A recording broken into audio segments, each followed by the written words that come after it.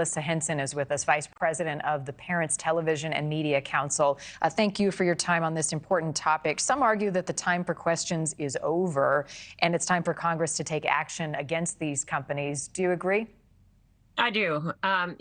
We've been having conversations on Capitol Hill with tech executives, families of victims now for years. There have been pieces of legislation that have been languishing, that have been pending for years, legislative session after legislative session. It's time for action. I don't think we need any more evidentiary hearings. I think we need to move forward on some of the bills that have been already introduced. We just heard from one parent, and as these parents share their personal accounts of loss and harm against their children, what personal stories have you heard that you think have the strongest case for action? Yeah, in fact, I just read an account just last week about a high school athlete who was contacted through Instagram by a scammer who had hacked into a woman's account. The scammer encouraged him to send naked photos, explicit photos, and as soon as the scammer received those photos, he started trying to extort money out of the teenage boy. Despite the fact that he sent some money to the scammer, the extortion attempts continued and the boy finally committed suicide. And unfortunately, tragically, these stories are not uncommon. They're stories about children and teens going through a depressed episode, and suddenly they're engaging with content that is encouraging them to harm themselves. Stories about teenage girls who maybe look for healthy diet recipes, and all of a sudden they're getting fed content that's promoting anorexia.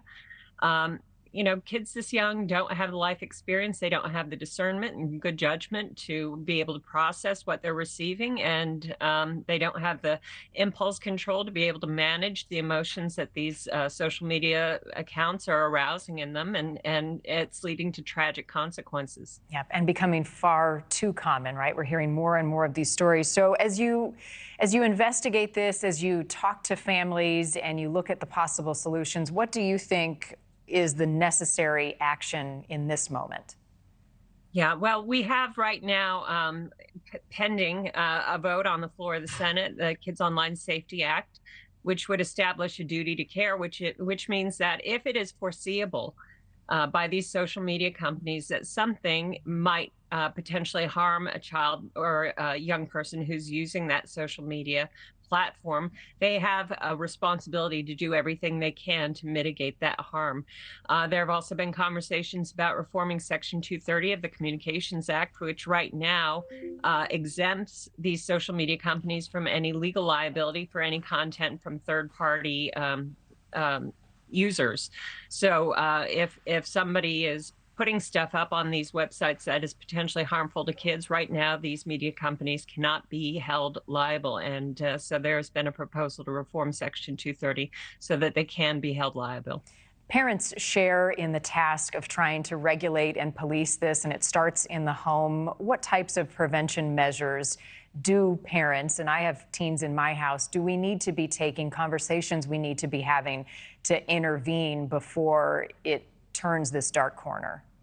Yeah, I think unfortunately for a lot of kids, there's a tremendous amount of peer pressure to get on social media. And I think as parents, we really do need to stand strong and say no and push back and even delay as long as possible putting these powerful devices in the hands of our children.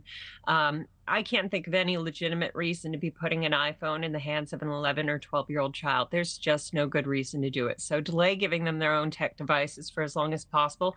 And once you do give them, I think it's important to establish a routine where if your kid is anything that's password protected, the parent has to know the passwords and be able to go in and check and see kind of messages they're receiving, what kind of activity they're engaged in on these platforms. So know your kids' passwords. Make sure they're turning in their phones at the end of the day. Keep the chargers in mom's and dad's room so your kids aren't scrolling late at night and potentially looking at content that might be feeding their depression or anxiety. Yeah, there are some far-reaching consequences of these important discussions, and unfortunately the train has left the station, but it doesn't mean we don't stop the fight as parents, as legislators, and all involved in protecting our kids. Melissa Henson, thank you for the work you're doing and for your time this morning. Thank you for watching. Go to newsnationnow.com to find NewsNation on your television provider, and don't forget to click the red subscribe button below to get more of NewsNation's fact-driven, unbiased coverage.